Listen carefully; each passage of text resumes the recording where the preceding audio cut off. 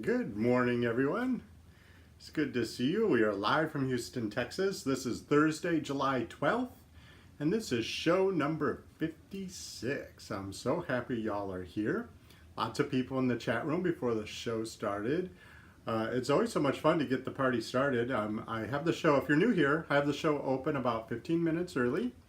If you subscribe to the my YouTube channel and ring the notification bell, you'll also be notified when I go live. So if you can't get here early, get here as late, as quick as you can. I'm always happy when you're here. Let's see, Captain Dawn and Captain Ruthie, Captain Cheryl, Captain Sandra, Captain Diana was here nice and early, so that was good to see you. I hope I didn't miss anyone. So good to see you all. Well, we're back in the studio today. I hope you had the chance to watch the show yesterday. We, my friend Captain Cheryl and I had our monthly breakfast meeting, and we went to a really wonderful place called the Down House. And the Down House is a Darwin themed restaurant, and it's got such good food. It's all locally sourced and organic and kind of has an old-fashioned twist to it. Cheryl had waffles and fried chicken, which is such a wonderful combination. One of the things similar to that, and Dawn, you remember this, when we were kids, Mom would make pork chops and French toast. Gosh, it was such a treat. I loved it. I should make that. I don't know, I haven't made that recently. Pork chops and French toast, sounds good. Anyway, we had a really nice conversation live at the same time at the restaurant. Got to use my new equipment, and I got a new microphone, and it worked out pretty well. We were setting up for the show, and it was this really cute part of the restaurant that had amazing graphics in the background, you know, from the decoration of the restaurant. And I tested the speed of the internet there, and their internet doesn't reach that room. So we had to, oh my gosh, hurry up. We scurried back into the main part of the restaurant and grabbed a booth. They were so nice too, the wait staff there, because we had already settled up and we were, you know, just gonna take 20 minutes to do the show. And they brought us coffee. Well, they brought Cheryl coffee. I don't drink coffee anymore. Brought me some water, and you know, they're just so nice about letting us do the show in their restaurant. Anyway, it was a lot of fun. I hope you checked it out. If you didn't get to see it, go back and watch yesterday's show. Good morning, DJ. Gosh, I haven't seen you in a while. It's good to see you, DJ. Good morning, Captain Pam. How are the haboobs in the monsoons? Captain Pam's in Arizona, and they're getting dust storms and monsoon rains. It's funny. For the longest time, I've loved watching weather. My friends in high school used to call me Grandpa because I drive real slow and I always knew what the weather report was. But now with technology, now I get on my iPad in the morning, and part of the routine is look at the weather where all my family lives and where all my friends live. Because I like to know. Good morning, Captain April. Good to see you. Hope to see you soon. Yeah, Ruthie saw the sandstorm on the news. Well, you know, the other thing is we're getting the Sahara sands came back again. A few weeks ago they were here and fired up everyone's allergies and breathing difficulties, and then they died down, and then they came back, and now everyone's sneezing in Houston. It's not really causing much trouble in the pool because I don't have to clean my pool anymore. I automated and delegated that. They've come twice now, and the pool is the prettiest and the cleanest it's ever been. I don't care. From now on, it'll be gorgeous all the time. Pam says you do not want to be driving in a haboob. If you know what a haboob is, it's a sandstorm. Those kind where you can see the wall of sand coming at you. I would be terrified of it. But apparently it's not super scary unless you're trying to drive in it, right? So, yeah, we had a lot of fun, Sandra. It was fun. We talked about lots of different things like we always do. One of the things we talked about is that Swedish concept of lagom. Captain Cheryl, I looked up how to pronounce it on the internet machine, and I replayed it over and over. And the closest I can say it without a Swedish accent is lagom. And lagom is, it's this Swedish concept of not having, not too much and not too little. It's if the translation that I found is moderate, so it's in a moderate. And the thing is I know there's been all these trends over the last couple years of, like, there was that Japanese decluttering book that I absolutely love it still, and I loved it when I read it, where you're supposed to pick up everything and see if it brings you joy. And if it doesn't bring you joy anymore, then move it on to somebody else that can have joy. But I know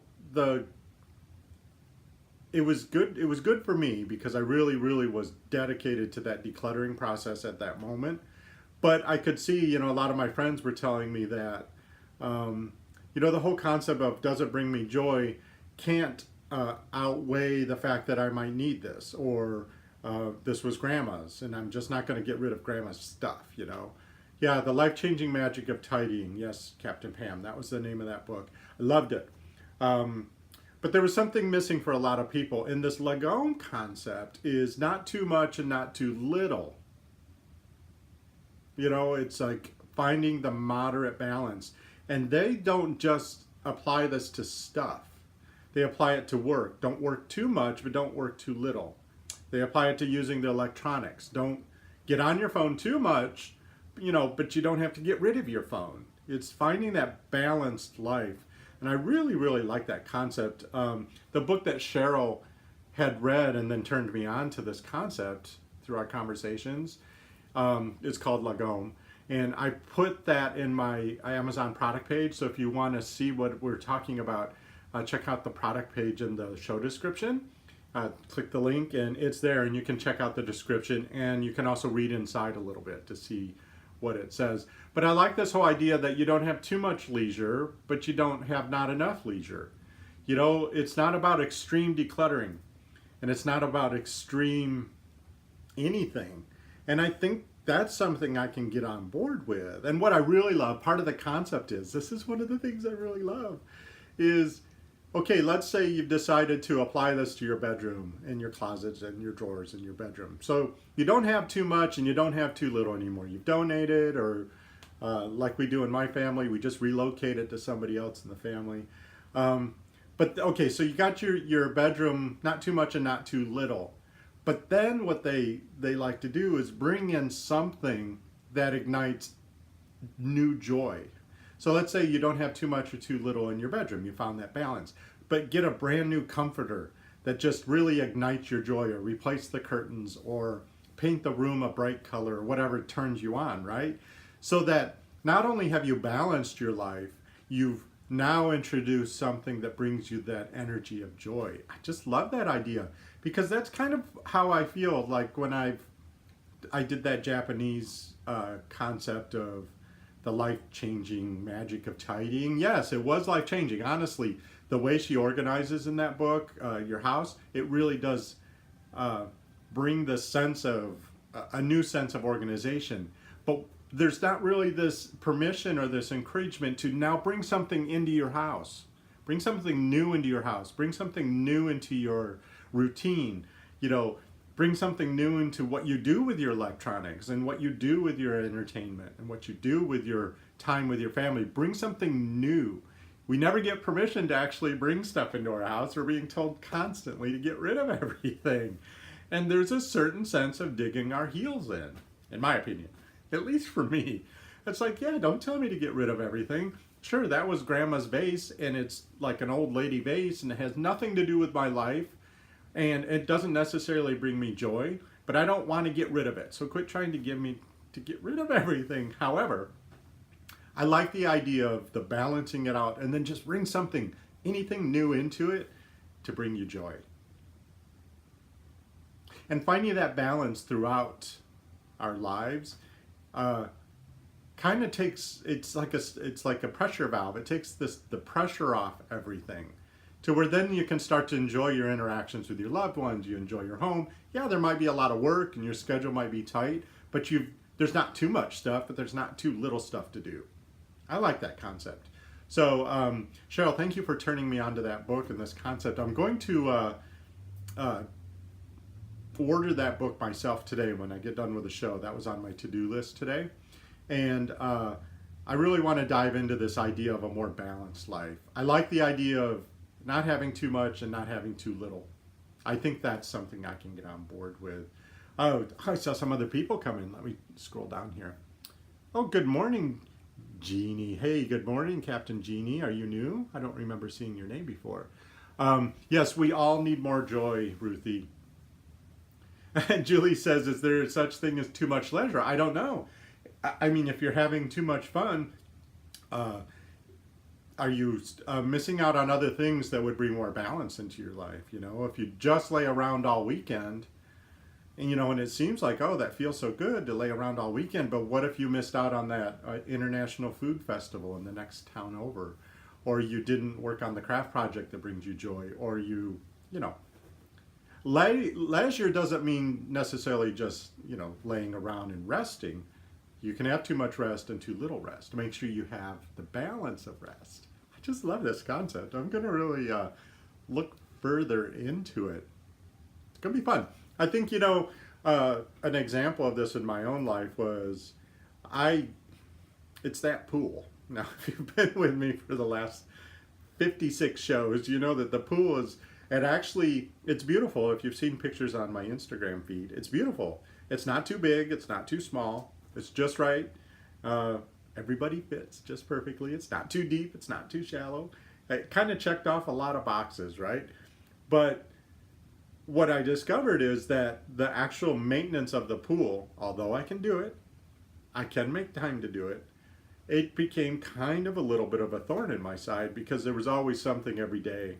And I was giving up doing stuff I wanted to do, like actually get in the pool and play and exercise and really enjoy it. I was giving all that up and I was losing the balance. So the pool had become too much and not just in balance. So I had to rearrange some stuff in the budget and stuff, just like I encourage everyone, you know, find a way, barter, rearrange the budget, whatever you have to do in order to automate and delegate what you need to automate and delegate. You know, to find the balance. And then I had this pool service start. They've been here twice now. The pool is literally the cleanest it's ever been. And last night, you know, in between thunderstorms, because that's how it is in Houston, I went outside with the dogs and I enjoyed myself. I enjoyed the pool. I still had to water all the plants, which is part of going out back. You know, I have that container garden I've showed you in the past. But then I got in the pool and oh my gosh, Koyana, of course, she's just a weirdo. She's still a puppy. She's 3 years old and refuses to grow up. So she just runs around barking and jumping in, jumping out. But Tamaya absolutely loves it when I get in the pool. She swims right next to me. And if I go to a different place, she follows me and she likes to be scratched in the water and snuggle. So if I'm not getting in there, then Tamaya's not enjoying it as much as she could. Sandra says, when I'm being leisurely at home, I crochet at read. Otherwise, I feel I'm being lazy. Yeah, see, isn't that a nice balance? You're actually relaxing and doing something you love to do. But you're not crocheting so much that, you know, the house completely, you don't have food in the house anymore. Or you can't find a clean dish. You know, you found the balance between when you're being leisurely, you do something you love. But then when you need to do the dishes, you go do the dishes. You find that rhythm. And if your dishes build up too much in the sink, maybe you have too many dishes. Maybe that's out of balance. Maybe you need less dishes so that you wash them more often. I mean, this is what we're exploring. I don't know what the answers are. Oh, good morning, Jolene. Hey, I didn't see you come in. Hola, Jolene. ¿Cómo estás? Are you on vacation again? Seems like you're always on vacation. I hope you are. I'd love to join you. Jolene says, that's why I can't crochet on a deadline or for an Etsy shop. You lose the joy. You know, it's funny because, as some of you know, I have a brand called The Crochet Dude. And part of that is creating designs, crochet designs. And when I very first launched the blog, it's been, oh gosh, it was 13 years ago. Oh yeah, 13 years ago in February, I started that little venture. Crocheting was so much fun for me. I did a lot of crocheting for charity, and I crocheted gifts, and I crocheted for myself, for the house. And then I started doing it professionally, and I literally didn't have time to do it for fun anymore because I was so busy. And so the actual joy of crocheting kind of got blotted out. And it had to be replaced with the joy of designing or the joy of whatever I was marking as milestones and success. But the actual joy of crocheting disappeared because the deadlines are tight. And I had to crochet faster. And I often had to make things simpler because what people were asking of me in the publishing industry was for things that could be published on one page. You know, the design couldn't be longer than this. And so I had to make the design less exciting than I would have liked it. So, you know, we all dream of this career as crochet and knit designers. Oh, sorry, I bumped it with my foot. But you give up a lot. You know, you give up a lot of joy. That's why I'm happy I'm Captain Housekeeper now, because what I do for the Crochet Dude and what I do as a crocheter is a lot more fun now. It's joyful. Oh, Jolene's not on vacation. She's at her desk after all. So anyway, well, you know, if you need a word image for this lagome, the word image that I kind of came up with when I thought about the balance is kind of like the Goldilocks. Remember Goldilocks? This bed is too soft, this bed is too hard, this bed is just right. Kind of that's what I'm going to do now. I've already started doing it as I've gone through the house. Well, since breakfast yesterday. I've been kind of walking around going, you know, is this bed too big? Is this bed too small? Is this room too big? Is this room too small? Is there too much stuff? Or is it just right? Because if it's just right, then that's perfect. And that's so individual. You know, people that like houses that are sparse might walk into a house that's more, I don't know, has more stuff in it and not be comfortable there. But if the person that lives there is comfortable and has found that balance, my sister Dawn here, she has one of the most charming houses I've ever been in. I absolutely love the balance that she finds in her home of stuff. Because everywhere you go in her home, there's something to look at. But the balance of what there is to look at just makes you feel so good. And I know it makes her feel good because obviously she's found her balance there. But somebody who likes like a modern house where everything's black and white and crisp and, you know, shiny and empty would walk in there and go, oh my God, I could never live here. So. Oh, Jolene, you're talking about, I don't know how to pronounce that word, hig? Is it hig or higgy? Yeah, that's the Danish approach to life.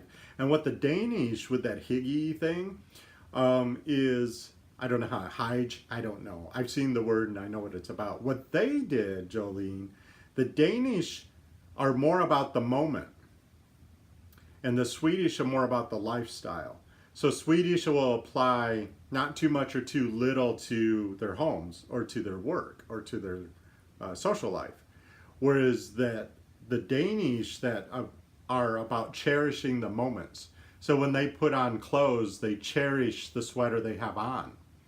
They cherish what it's made of, what it feels like, where it came from. Did they make it? Did they get it from somebody? Or they cherish that cup of coffee. So it's very, very much in the moment, cherishing what you have and being grateful and loving it. And that way, Huga, is that how you say it? Kath B says it's pronounced Huga. Okay, well, Huga then. Hey, thank you, Kath B. I had no idea. You know, I don't speak Danish. But anyway, cherishing that in the moment. It's like hug. Okay, hugga. Hugga. Hug. Okay, there are books about this too.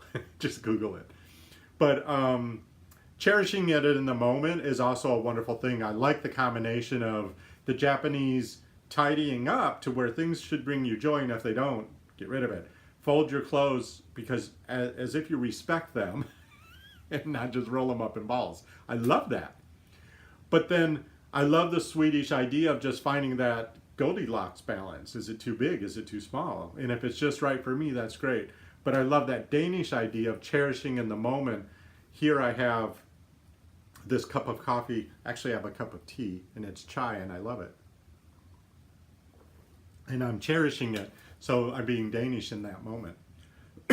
I want to find a balance of all of that. So anyway, Dawn says, and here I thought I had too much stuff. Thanks for the lovely compliment. I will look at my house differently. No, you don't have too much stuff, Dawn. I have never thought that about you. I've never thought that about your house. I walk into your home, Dawn, and it's like being hugged by you. Every room you go in, it's like, oh, Dawn's hugging me. It's a lovely home. I love it. I've always have. Anyway, so yeah, that's awesome, Sandra. So I've gone on for 20 minutes. Gosh, where does the time go? Um, if you want to check out more about that Lagome, I do have the book in the Amazon product page. If you want to hear my really enchanting conversation with Cheryl, it was really fun. Please go back. I don't know. Not a lot of people watched it live because I forgot to put out the announcement. You know, I put out an announcement so people can click on it. So if you didn't catch it live, please go back and watch it. It was a lot of fun, and give both the shows a thumbs up. 16 people are here. It's so lovely to see all of you. I will be back here tomorrow in the studio, same time, 11 a.m. Central Time in the USA. Please subscribe and like the videos. Hit the alert button after you subscribe. And say it with me, everyone. No matter what life throws at me, I have the ability to make this a fantastic day. All right, we'll see you guys tomorrow. It'll be Friday. Woohoo!